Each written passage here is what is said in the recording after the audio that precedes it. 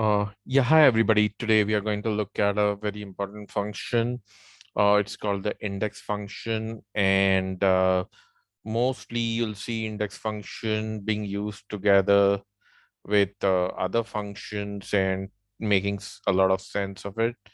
And what we'll do is first we'll look at how the index function works with our set of data. So let us again get back to the item name and item quantity as sample data and quantity. This time let's take a different example. Maybe, you know, fruits, vegetables,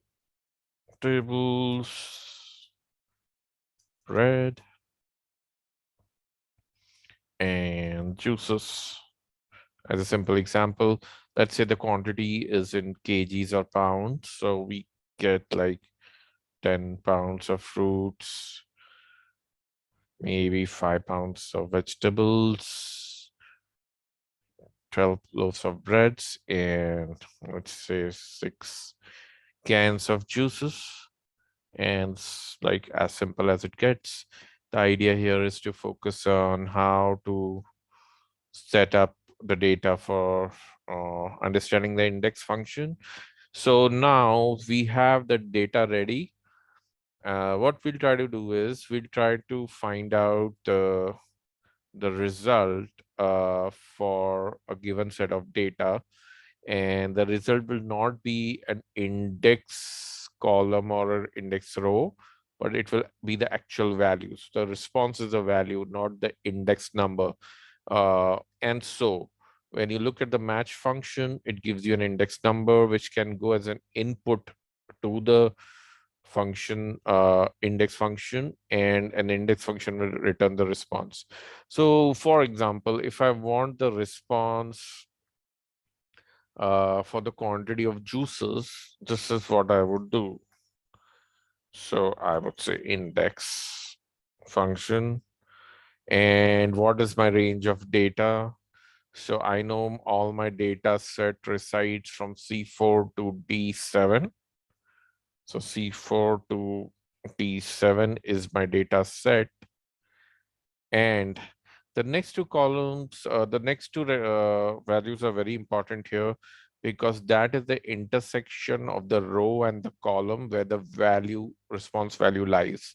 Now what happens is initially we'll start with absolute values, but many of the times you may not have the row number value. For example, now we know that my value lies in row 7 and column D, and the second column, which in this case in the range.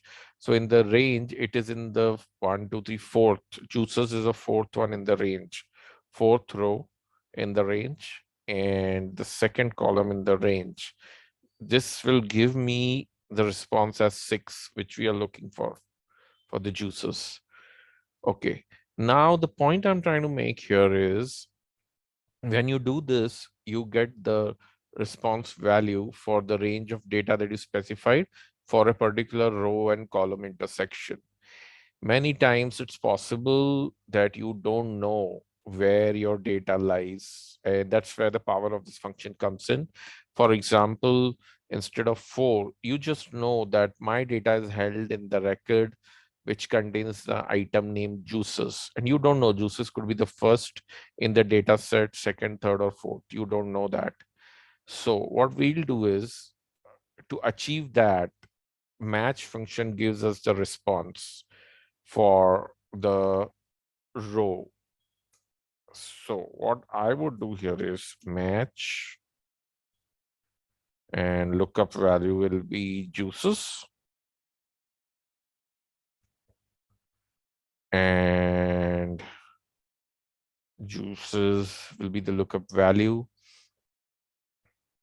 And then we specify the lookup array, which is, the column C4 to C7.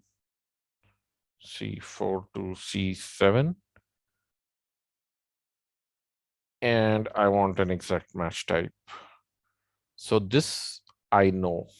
I know that the input value for the row number has to be something related to my item name juices, but I don't know the row number beforehand. So I will use the power of the match function, and the match function returns me the row number for juices, and it searches for the range of data which is in column C4 to C7, and it returns the value. And this again should work for us and give us a response as 6. There you go. So now let us just try to play around with this. And instead of juices, let us call fruits.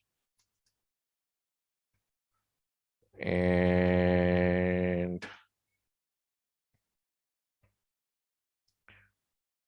the answer should be 10 now. There you go. You get an answer 10.